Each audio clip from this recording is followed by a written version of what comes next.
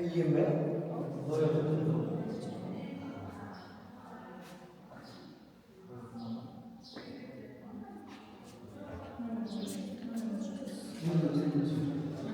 Значит, очень делится.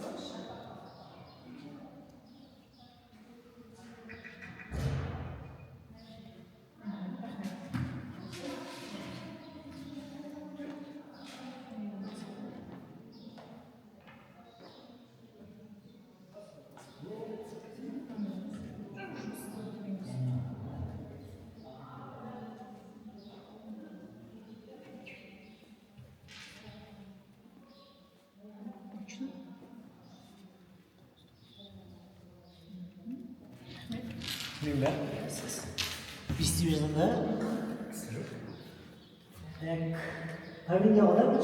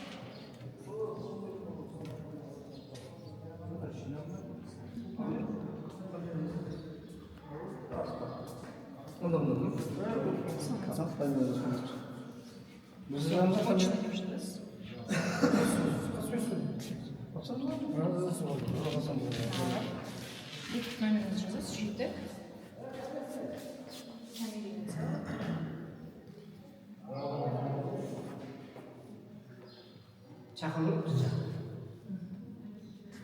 Evet. Tamam.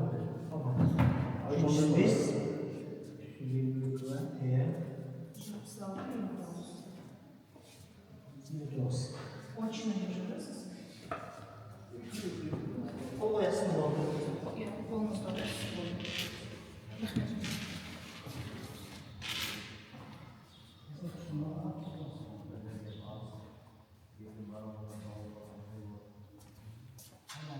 Bizim oldu. Я. Значит, я обижалась.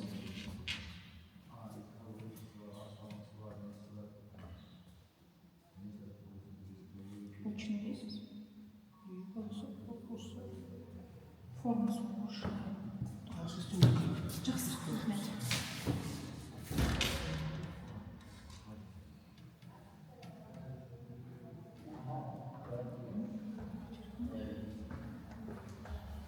Саламатсыздар. Регистрация өтчүбүз.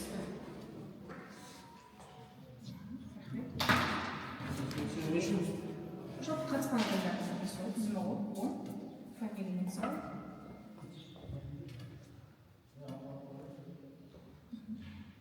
Номер телефона.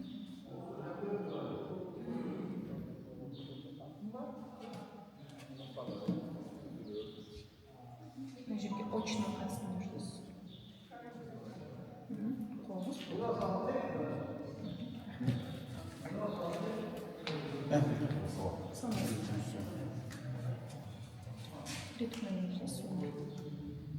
Фамилия инициал.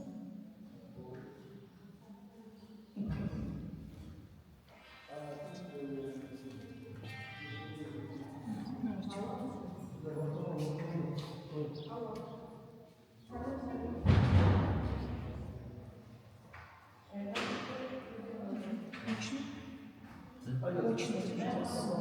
Форма участия. Саламатсыздар. Регистрация өтіп жүрсіз бе? Он екі жүрсіз бе? Фамилия инициал. Номер телефона.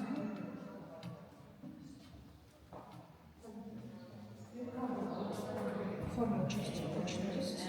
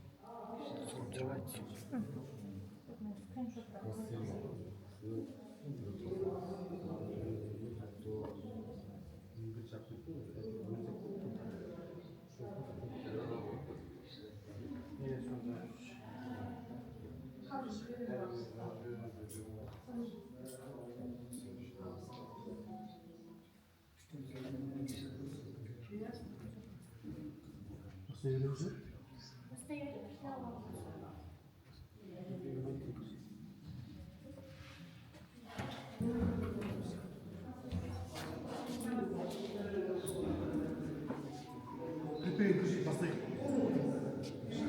Ау, келгендер келе беру ғой.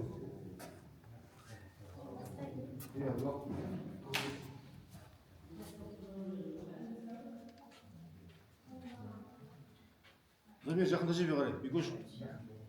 Айгерім жақындашы бе қарай.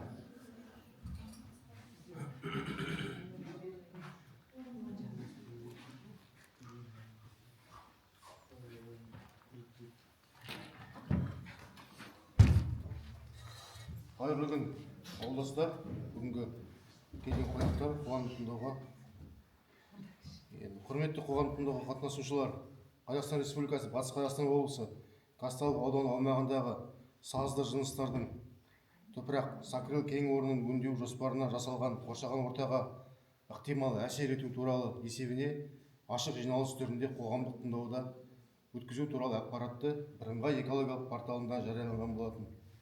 Осы қоғамдық тыңдауларды өткізу қағидалары Қазақстан Республикасының экология кодексінің 58 бабының 2 тармағына, 73 бабының 1 тармағына сәйкес әзірленеді және қоғамдық тыңдауларды өткізу тәртібін айқындайды.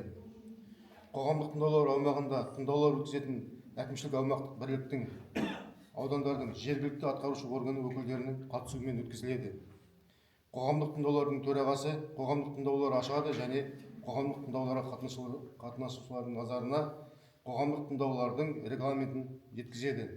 Қарапайым көпшілік дауыспен қатынасушылар арасынан қоғамдық тыңдаулардың хатшысы таңдалады және осы қағидалардың 5-ші қосымшасына сәйкес регламент бекітіледі.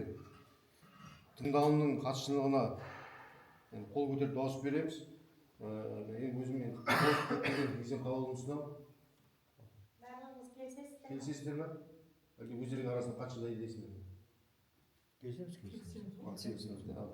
Онда тыңдалымның хатшылығына қоныс тілепберген Езен қалуы ұсынылды. Күн тәртібінде Қазақстан Республикасы Батыс Қазақстан облысы Казталов аумағындағы сазды жыныстардың топырақ сакрел кен орнын өңдеу жоспарына жасалған қоршаған ортаға ықтимал әсер ету туралы есебіне жасалған баяндаманы тыңдау. Баяндамашыға 5 минут. Келісеміз бе? Баяндамалар талқылау 10 минут. Келісеміз бе? Баяндамалар бойынша қоғамдық тыңдауларға қатынасушылардың ескертулері мен ұсыныстары тыңдалады. Баяндамашылар өз кезегінде қоғамдық тыңдауларға қатысушылардың ескертулері мен ұсыныстарына жауап береді. Сөз баяндамашы Ниетова Патима Серіковнаға беріледі. Сәлеметсіздер ме, бүгінгі қоғамдық тыңдалымның қатысушылары, мен Ниетова Патима Серікқызы, алдарыңызға ұсынылып отырған жобаның жобалаушысы болып табыламын. Яғни біздер бүгін жаңа әкім мырза да айтып өтті, Казталов ауданы аумағындағы сазды жыныстарды, соның ішінде топырақ кен орнын, сакрел кен орнын игеру жоспарына жасалған қоршаған ортаға ықтимал әсер ету жобасын талқылауға жиналып отырмыз. Яғни бұл кен орнын игеруші болып жер қойнауын пайдаланушы болып Қазақстрой групп жеке шаруа серіктестігі алдарыңызға келіп отыр. Осы Қазақстрой групп компаниясы Казталовка ауданы аумағындағы сакрел кен орнынан топырақты игергілері келіп жоспарлап отыр. Бұл қазір қоғамдық тыңдалым неге біздің ауылда өтіп отыр деген сұрақ туындайтын болса, осы кен орны орналасқан жер осы Жаңажол ауылдық округінің аумағына кіретін болғандықтан сіздердің алдарыңызға осы жобаны таныстыруға келіп отырмыз. Яғни бұл кен орнының сіздің ауылдан қашықтығы орналасқан жері 4,7 шақырым қашықтықта орналасқан, ауылдан оңтүстік бағытында орналасқан және осы кен орнын игеру уақыты алдарыңызда көріп тұрғандай 25 жылдан 34 жылдар аралығын қамтамасыз етеді делініп отыр. 10 жылға жоспарланып отыр. Яғни осы 10 жылдың ішінде 25 жыл менен 33 жылдар аралығында 80 мың текше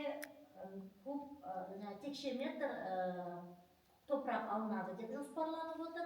Ал 34 жылы алдарыңызда көріп отырғандай 137,38 мың текше метр топырақ алынады деп жоспарланып отыр. Осы кен орны жұмысы барысында қоршаған ортаны ластаушы, яғни атмосфералық ауаны ластаушы 6 шығарындылар көзі анықталып отыр. Олардан тек қана биорганикалық шаң шығарылады. Осы кен орнын игеру барысында биорганикалық шаң шығарылады. 25-33 жылдары 80 мың куб топырақты қазғанда 1,6 тонн жылына шаң шығарылатын болса, 34 жылы 2,7 тонна жылына шаң шығарылады деп есептелініп отыр. Енді кен орнын игеру қалай іске асырылады дейтін болсаңыз, бұл кен орнын игеру ашық әдіспенен қарапайым күнделікті құрылыс техникаларын пайдалану, яғни экскаваторлар мен бульдозерларды пайдалану арқылы жүзеге асырылатын болады. Кен орны, осы кен орнында бұл топырақтың бар екендігі туралы 24 жылы зерттелініп, разведочная работа дейміз ғой, қандай көлемде барлығы туралы 24 жылы анықталып, бұл кен орны мемлекеттік кен орындар фондына енген кен орны болып табылады. Осы кен орнында игеру жұмыстарын жүргізбес бұрын ең бірінші топырақтың беткі құнарлы қабаттары бөлініп алынатын болады. Және осы кен орнының беткі құнарлы қабаты жинақталып алынып, жиекке обваловка дейміз ғой, үйінділер жасалып, кен орнын қоршап уақытша сақтайтын болады. Содан кейін барып топырақты қазу жұмыстары экскаваторлармен қазу арқылы жүзеге асырылатын, ашық әдісте жүзеге асырылатын болады. Қазу тереңдігі қанша болады дейтін болсаңыз, кен орнын зерттеу барысында осы топырақ көлемінің тереңдігі 5 метрге дейін құрылыс жұмыстарына жарамды топырақ барлығы туралы анықталған. Ал қазу сол 4,8, 4,9 метр тереңдікке дейін қазу арқылы жүзеге асырылатын болады. Осы қазу барысында тек қана биорганикалық шаң атмосфералық ауаға шығарылатын болады. Жер көлемі жалпы алдарыңызда көріп тұрғандай 18 гектар жерді құрайтын болады. Бұл енді 18 гектар жерді бір күнде келіп, бір жылда келіп қазып тастайды деген жоқ. Бұл жерді қазу барысында, міне қазіргі таңдағы көрінісі жердің 18 гектар жер игерілу барысында өзі белгілі бір аумақты игеріліп отырады. Және осы игерілу барысында осы жердегі топырақты қазып алғаннан кейін келесі осы гектардың ішінде көшіп отырады ғой, географиялық координаттың ішінде. Қалған өңделген жерлер параллельно рекультивациялық жұмыстар жүргізіліп отырады. Яғни қайта қалпына келтіру жұмыстары параллельді түрде жүргізіліп отыратын болады. Бұл жердегі өсімдіктерді алатын болсақ, ерекше қорғалатын, жойылу қаупі бар қазіргі таңда жаңағы өсімдіктер анықталмаған бұл территорияда. Ал жануарлар әлеміне келетін болсақ, бұл жерде дала тышқандары жиі кездесетін, қояндар, түлкілер, суырлар және де дала құстары кездесетін болады. Бұларға әсеріне келетін болсақ, жануарларға уақытша қысқа мерзімде әсер ететін болады. Неге уақытша, неге қысқа мерзімде дейтін болсаңыз, кен орнын игеру жұмыстары тек қана табиғаттың қолайлы уақыты, яғни жылы уақыттарда ғана жүзеге асырылады. Ол апрель айынан мысалға сентябрь, октябрь айларына дейін ғана жүзеге асырылады. Басқа уақыттарда кен орнын игеру жұмыстары жүргізілмейді. Міне, жер беті сулары кен орнына ең жақын орналасқан рытный сакрал дейміз, су орны оның да қашықтығы 2,5 километрден алыс қашықтықта орналасқан кен орнына. Жасыл это географиялық координаты қызылмен белгіленген игерілетін аумақ сол жерде игерілетін болады. Ал судың қашықтығын өздеріңіз көресіз. 2,7 километр қашықтықта орналасқан. Кен орнын игеру барысында тек қана қатты тұрмыстық қалдықтар қалыптасатын болады. Ол қатты тұрмыстық қалдықтардың жылдық көлемі 0,9 жылына қалыптасады. Ол келісімшарт арқылы уақытылы тиісті құзыретті органдарға белгіленген жерлерге шығарылып отырылатын болады. Жалпы кен орнын игеру барысындағы жұмыстар бойынша айтатын болсақ, қысқаша осы. Сұрақтарыңыз болса? Баяндама аяқталды. Баяндамашы сұрақтар, ұсыныс пікірлеріңіз болса, қойылғанға болады. Сұрақ болғанда бізде мал жайылым қалмай қалады. Ертең аяқтан канал салады, каналдан не салады. Сонда канал оны малды кім ойлап жатыр? Фамилияңызды бола ма сұрақ? Фамилияңызды бола ма? Мұхамсер. Мал жайылымы қалмай қалады ғой дейсіз. Так, өкілдері, компанияның өкілдері. Не айтасыздар? Мал жайылымы қалмай қалады деген сөзді. Мал жайылым дегенде, мана қазатын жер, ол енді шағын жер ғой, мана 18 гектар деп айтқанымда, қазатын жер кішкентай жер. Кішкентай болған жылдан ала береді. Алғанмен енді оның Рекультивация жүргізіледі ғой, қазған жерлер қайта қалады. 5 метр тереңдікте, 5 метр тереңдікті бұл қалай жасайсыңдар? енді солай айтып тұр ғой, негізінде енді заң бойынша солайда енді 5 метр жерден су шығып кетеді ғой. Қазір 3 метрден кейін ол жерге техникалар алмайды ғой. Просто заң аясында солай 5 метр, 4 метр деп айтқанда, ана жерден су шығып кетеді, су шыққанда өзіңіз білесіз ғой, 2 метр жағынан су шығып кетеді. Қанша метр бассаң? Одан артық, енді ол жайылады ғой. Жайылады ғой енді андай. Ертең мына жақтан канал саласың. Біздің жақтың башын малға жүретін жер жоқ. Канал салады. Сиырымыз қайда, қойымыз қайда? Ешқандай бізде жоспарда жоқ. Канал салады. Жоқ, канал жоқ дейсіңдер, былтыр осы жиналыста айқай шыққан жоқ. Осы неден канал саламыз деп. Ол басқа компания. Басқадан болса да бәрі бір жерден салайын деп отыр. Неге сендер құлақтан салмайсыңдар? Құлақтан қазыңдар, әлде қар өзеннен қазыңдар? Су қоймаға Бізге малды жоқ қой. Мына жақтан қойлар шығады. Bu жақтың бойы да осылай сакренге шығады. Біздің жақтікі де сакренге шығады. Еще малдарымыз, сиырларымыз шығады. Іргесіміз қанау грейдердің іргесі. Грейдердің іргесі болғанда грейдердің іргесінен мал шықпайды ма? Біздің малдың нағыз жайсыз ғой. Ана жақтан көмекшінікі, ана кімдікі? Сәсін қысып болдыңдар ғой. Байжен ғой, байженнің айналасы. Байженнің айналасы. Байженнің мал бізге қарай шығады ғой. Иә, байженнен біздің малдар сол байженге қарай барады ғой. Біздің қойлар. Мына жақтан шақырталдың қойлар келеді. Қазір просто топырақ алу ғой. Жалпы енді бізге деген ұсыныс түскесін. Мысалға енді өздеріңіз естіп жатқан боласыздар. Қазір топырақ алатын жер болмаса, ешқандай құрылыс болмайды. Жол құрылысы да болмайды. Басқа жерде несіпқа құлақтан алмасқа? Басқа жерде неге алмайсыз ба деген сұрағыңызға жаңа баяндаманың басында мен айттым. Бұл кен орны зерттелу керек. Бірінші зерттеу жұмыстары жүргізілу керек. Ол топырақты әндерден қазып, міндерден қазғанда, ол топырақтың барлығы мысалға құрылысқа сай болмауы мүмкін. Сондықтан бірінші ол зерттеу жұмыстары жүргізіледі. Сосын сол кен орнының географиялық координаттары ПГФН деген бар мысалға. Жаңағы Государственный фонд полезных ископаемых. Жалпақ тілмен айтатын болса, кен орны деп бекітіліп, мемлекеттік қорға кірген жерлерден ғана кен орнын қазуға болады. Сондықтан бұл жерді зерттелініп, мемлекеттік кен орны қорына еніп тұр. Басқа жерден барып, мен мысалға ана жерден барып қазғым келеді дегенде, ол жерден барып қаза алмайды. Сондықтан тек қана кен орны бекітілген жерлерден ғана кен орны қазылады. Кен орны болғанда Ол сұрағыңызға неге басқа жерден қазбайсыз деген сұраққа жауап беріп жатырмын. Енді жаңағы сіз дейсіз 5 метр дегенде ойламаңыз.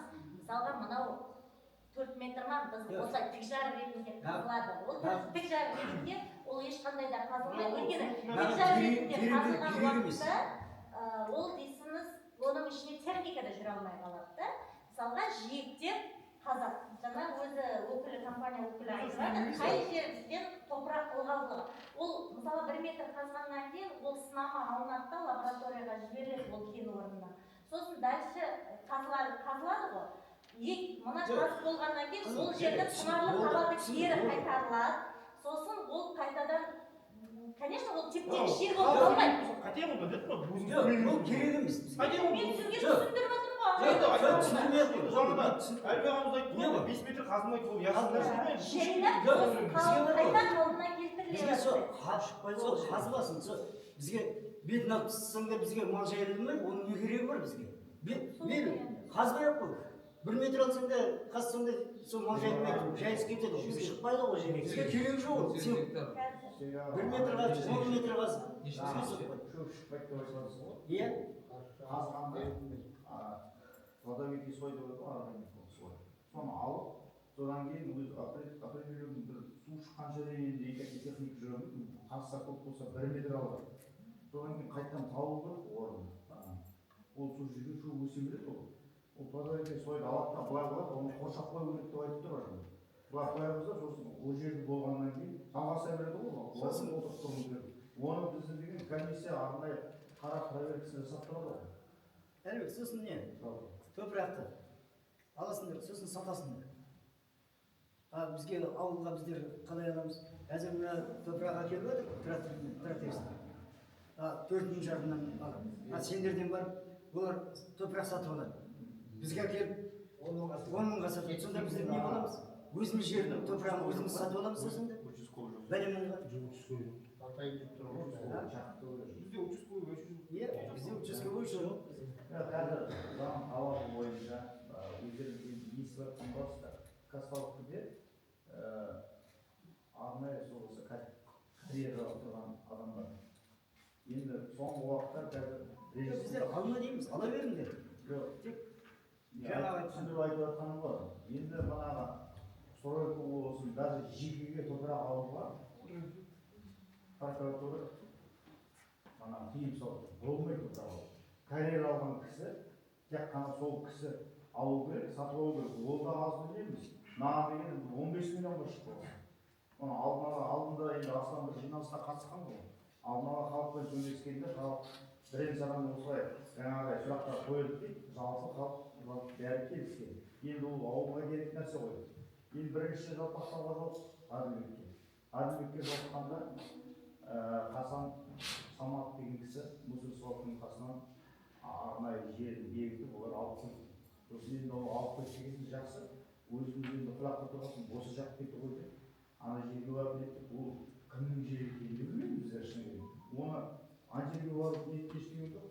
Енді Жайық гидрогеология деген арнайы компания жердің несін бұрыннан совет өкіметі атынан зерттелген жерлерден барып өлшеп, құмайт жер, осы топырақ анаға да, мынаға да, жолға да пайдаласады, строительство, құрылыс үйге де пайдаласады, жалпы жеке адамдарға да ыңғайлы сары топырақ.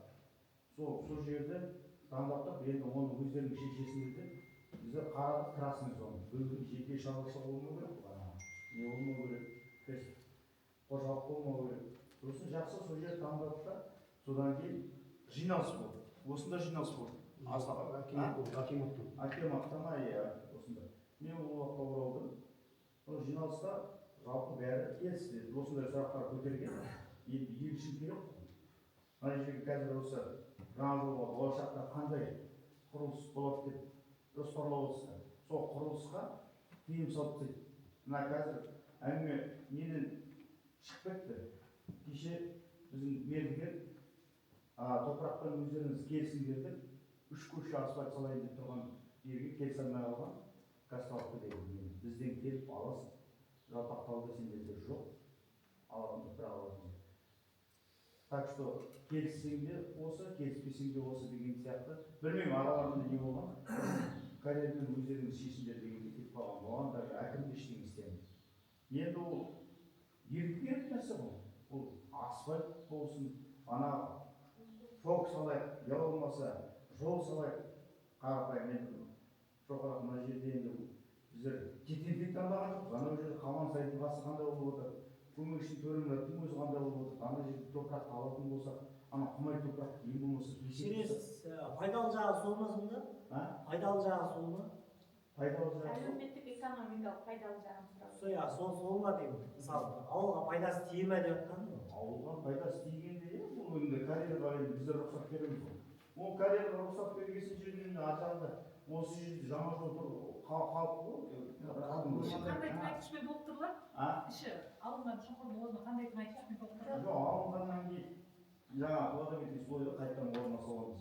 Бірақ алғанда тигізсек, андай шұңқыр болып болмайды, жаңа айтқандай. 1 метр жағын қазған, метр жағының өзі көп кісі бойында ғой. Метр қазылатын болады, көп болса. Енді ондай топырақ деген 10 жылға ана жерде опырылып, шұңқыр болып қалатындай ондай болмайды ғой. Просто былай енді айтылады ғой солай. Бұл қалалық жеріміз ғой. Енді мына жерде жаңа жолмен тақалып тұрған мына жерде қара жер жабдықталған. Ана жағынан едеки жаңа салмақ алатын болса, сол жаңа ол жабдықталып, мында да сөйтіп өмір бойына топырақ алып келеді ғой осы айналадан. Шұңқыр болып қалып жатқан ештеңе жоқ қой. Бәрі де пайдаланып жатқан жоқ халық. Ана жерде бір тұрақты карьер бар, главный документ болады. Бұл документке байланысты мына жерде құрылыс болатын болса, бізбен келіп келіседі. Келіседі, біздер рұқсатын береміз, бұл ешқандай жаңағы құзырлы органдар уже тиісе алмайды. Мұнда бұлар бізге не қымбат етіп сатайын деп тұрсыңдар отыр. Қымбатқа сатайын деп тұрсыңдар. Ауылға қандай пайдасы бар? Ауылға сондай бағытта айтылады. Онда сен бізде ауылға топырақ бәрін қымбат емес, 10 мың теңгеден бәрі түсіреді. Ауылға идет оның. ауылға да осы жерде жиналып отыр ғой. Ауылға үйге жекеге десе, пожалуйста, тесін алып кетсін. Мен осы қазір бәрін бойынша сөз беремін, жекеге болса. Өзіміз жекеге болса, рұқсат қағазын жазып беріп, пожалуйста. Бір КамАЗ, 2 КамАЗ деген ол топырақ көзге көрінбейтін нәрсе, пожалуйста, осы жаңағы бол. Енді ана коммерческий болатын болса, мен анағанды алып ғой. Коммерческий емес, мен өзіміз тек үйге мысалы ертең қора пожалуйста, оған деген ешқандай несі жоқ. Өзімнің трактор болса барымды ала беремін да, рұқсат қағаз алу керек. Обязательно қандай ертең, обязательно проверка болады. Қазірдің өзінде айқай шығып жатыр тұрмыз ғой. Асфальтты салғызып, ертең кешере түсіп кетіп қалған. Өздеріңіз ана карьер шешілді, ар жағында шешілсе, пожалуйста, ол новый сөйлескек та, сол білмеймін, не болған араларында келісе алмай қалған. Бізде мәселе жайылым ғой, жайылым. Ол топырақты алып, беткі қабатын алып тастап, астын алып тастап, кері беткі қабатын салып тастаған кезде ол үлкен сай болады, қалпына келеді ғой, қайтып беткі топырағы салғаннан кейін. Содан кейін ол енді ана жерде үлкен сай болады ғой. Үлкен сай болғаннан кейін болашақта көл болады, су болады, көл болады.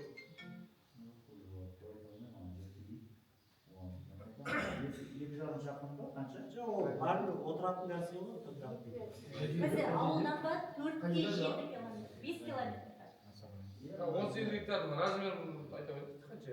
Метр гектар ма? 18 Жалпы берілетін 18 гектар болған менде де, оның игерілетін аумағы ондай болмайды. Кен орны белгіленеді, мысалы координат мынандай 18 гектар жерде құрылыс жұмысына жарамды топырақ бар деп белгіленеді. Соның ішінде игерілетін аумағы кішкентай болады. Ол басында игерген уақытта өздері белгілеп алады ғой. Мысалға 100-де, мысалға 500 деген сияқты өсіп алады да, сол шаманы игереді бірінші. Сол жердің топырағы. Тағына да мен айтып жатырмын, ол менің өзімнің практикамда болған жағдай, мысалға кен орны бекітілгенмен де барып белгілеп, мына жердің беті қабатын алып, бір 50 сантиметр алғаннан кейін ол топырақтың ылғалдылығы жоғары болып кетеді. жоғары болып кеткенде ол уже құрылыс жұмыстарына жарамайтын болады да, ол жер қазылмай қайтадан құнарлы қабаты қайтарылып қалпына келтіріліп те қалуы мүмкін, ондай жағдай болады. Ол енді бұл жердің топырағы қалай болады, жер асты сулары зерттеу барысында негізі 7 метрден басталады сіздердің жерлеріңізде, 7 метрден 26 метрге дейін жер асты сулары. Ал жер асты суының бағыты ол әр кезеңде, әр айда өзгеріп тұрады. Бір бағытта есе осы кен орнының бағытына қарай жүретін болса жер асты сулары, да ол кезде су шығады. Ал наоборот керісінше әрі қарай кетіп қалатын болса, басқа жаққа кетіп қалатын болса, ол кезде су шықпай да қалады. Бізде 2 метр деген су шығады. 2 метр. Сосын енді жаңағы Зерттеу барысында ол кәдімгі ғылыми зерттеулер жүргізіледі. ол енді аумағы уақыты деген 33-ге дейін уақыты болатын бара-бара ол рәміз созылатын нәрсе ғой. Енді бір сұрақ қойсайшы. Енді бізге енді карьер болар, енді бұл карьер жобасын экономикалық пайдасы болу керек, жаңағы өкіметке. Ал мына тоны мұнда тіркеп, налог төлеу сондай қалай болады? Бірақ енді бір ауылдасақ айтып кететін карьер негізінде керек нәрсе. Біздер енді әбішке де көмекшіге де мектеп саламыз деп отырмыз ғой болашақта. Болашақтың ішінде күтіп отыр. Ертең оған топырақ бермейді ешқандай жер. Қазір тек қана полигон Қазталовкада бір жігітте бар, полигонда мектеп. Енді былтыр ана келіп мектеп салғанда топырақ Қазталовкадан тасыңдады. Түбінде жол салсаң да, құрылыс салсаң да бәріне карьер керек болады. Енді сол экономикалық пайдасы округке соны айтып жіберсеңіз, бізге салық жағынан қандай көмек болады деген. Ол карьер керек қой, карьер керек, топырақ керек ол. Бізде жаңағы бір вопрос қой, жаңағы жайылым ғой, жайылым. Бәрі міне қылса, ертең каналда қауан сезен кететін қойсын ол. Неге міне карьер керек ол. Топырақ ала алмайсың. Жоқ, керек деп отыр, бізде керек деп отыр. Карьер керек. Карьер деген канал деген бізге вообще жер алмай кетіп тұр ғой. Мал жайын. Мал жайын. Проблема ойын Кореяда мысалы үшін белгілеген жерде қоршай ма, қоршап алыстар болса емес? Или қоршап отыра ма ол Корея? Менде мына бетті құнарлы қабат бар ғой, сонымен қоршалынады. Топырақ үйіндісіменен обваловка жасалынады. Бірінші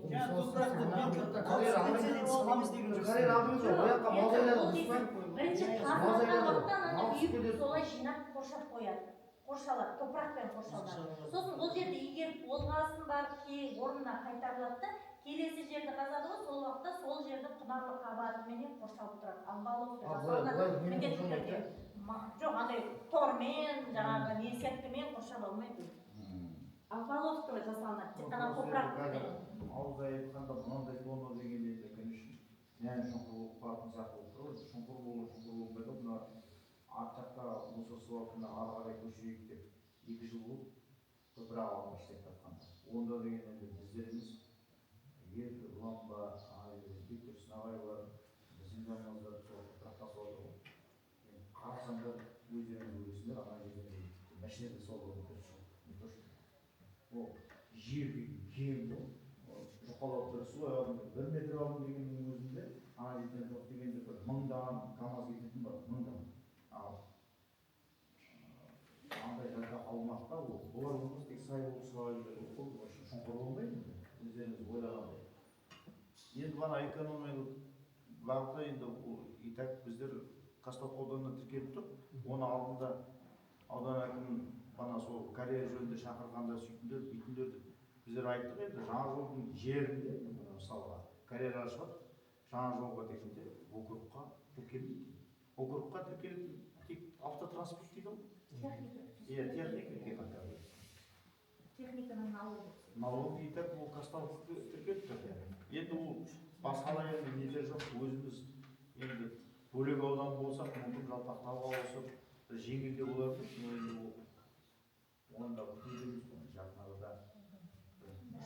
Кейінгі ауыл адамдарынан жұмыс алынатын болар енді. Жұмыс орнында. Жұмысы Кореяға бір экскаватор шықты ғой, қолмен қазбайды. Экскаваторден басқа учетчик дейді, охрана дейді, бәрі. Экскаватор дегенде бана кісілерге экскаватор салып бердік, өздеріңіз әншейін алғасын жерде өздеріңіз күндарымен барып аласыздар ғой. Бәрі заңды болады ғой. Экскаваторға тұра бермейтін болады, тек қана бана құрылыс жағдайы сондай бір болған уақыттарда бара болады. Басқа уақыттарда. Ауыл арасы ғой. Қайда керек дегенсің жалпы бұрынғы ана Исалиевте ол 20-шы жылдардан сол ауылдар деп бәрі біресе былай айтады, біресе былай деп, біресе ана кісі алады, біресе мына кісі алады. Енді 13-15 миллион ақша ол аз нәрсе емес. Салайын ба, салмайын ба, ойланып болса тек 23-ті сал. 23-ті бері қарай зерттеп бәрді ғой. 24-ші жыл ел бана көктемде зерттеу жұмыстарын жасап, онан деген Астанадан бұра берді, жаңағы несі бар, сараптамасы бар, экологиясы бар, бәрін өтіп келу бір жыл уақыт өтті. Тек сәкіреден салу керек па? Басқа жерден болмайды ғой да? Жаңағы құрылыста Жоқ, топырақ дейді оны. соны айтып басқа жерден алу керек. Басқа жерден сол зерттеу компаниялар келіп ана жарық гидрогеология келіп зерттеп шығарып берген жерде басқа жерлер тұзды жерде не екен алып келсек жеке халық келсе бұл мысалы тұзды жерде байланыспайды ғой, слова байланыспайды. Бер жағынан салады да, бәйшенің бер жағынан. бәйшенің бер жағынан тас тастың іргесінен зерттеп болады. Матчер бар Қалансайдан чуть-чуть алған. Бұрын сол Қалансайдың ішін алып жүрген сондай бір. Қазір бір түсе берген. Иә, Қалансайдың ішін бәрі алды. Соны алды ғой. Бәрі. Жалтақтардың бәрі соны алады. Кеткенді көреміз ғой. Ол жер бітелем екен мысалы. Ол сайдың іші ғой. Ол сайдың ішіне қазып отырды олар.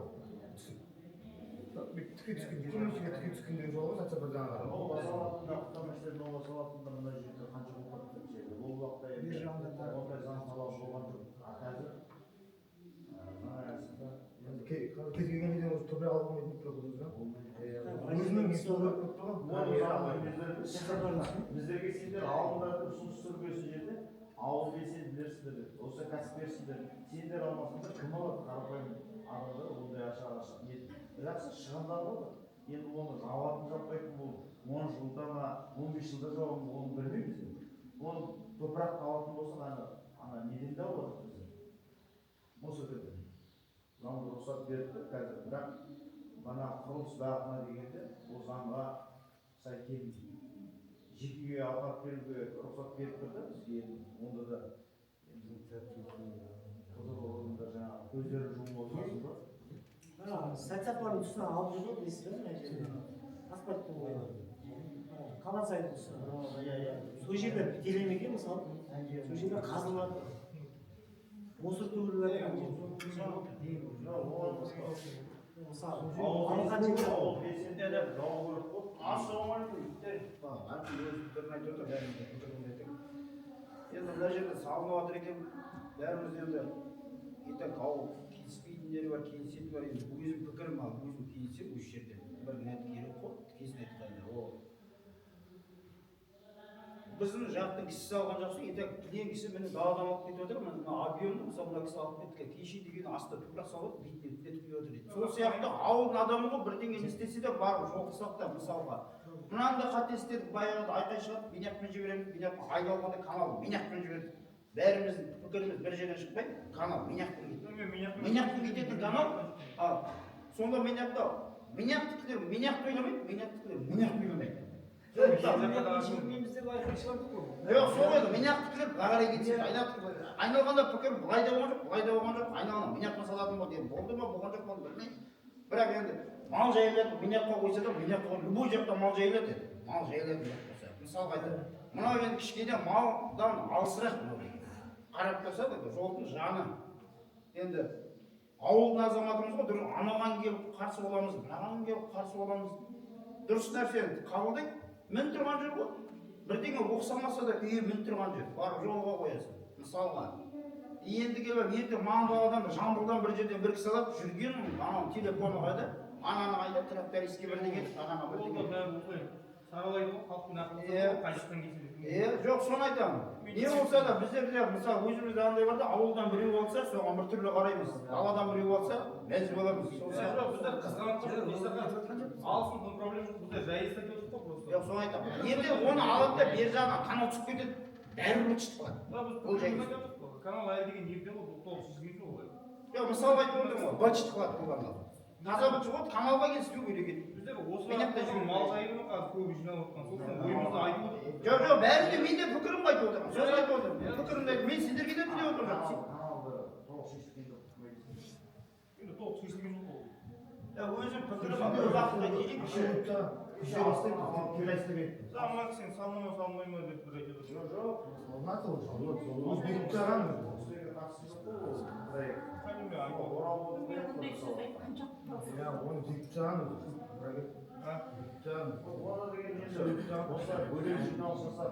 Халықтың ақылдан болу керек. Негізі мына сайды пайдаланып кеткенде. Жоқ, өз жасымыз басқасын білмеймін, минyak болмайтын шығар ғой, суда жүрмейді. Қайдан? Қалған селектен суда жүрмейді ғой. Сол уақытта енді сол ате келсін. Оны айттық қой біз. Болмады. Келіспеді. Канал басқа мәселе ғой. Тағы сұрақтарыңыз бар ма? Сұрақтар ма жобаға? Кетіп қалмаңыздар, осыдан кейін тағы тыңдалым болады, екінші тыңдалым. Енді қоғамдық тыңдалым өткізілді деп есептейтіндер қол көтерулеріңізді сұрап, келісесіздер ме? Тыңдап өттілер. Қоғамдық тыңдалым өткізілді. Рахмет, видеосъемканы аяқтаймыз. Екінші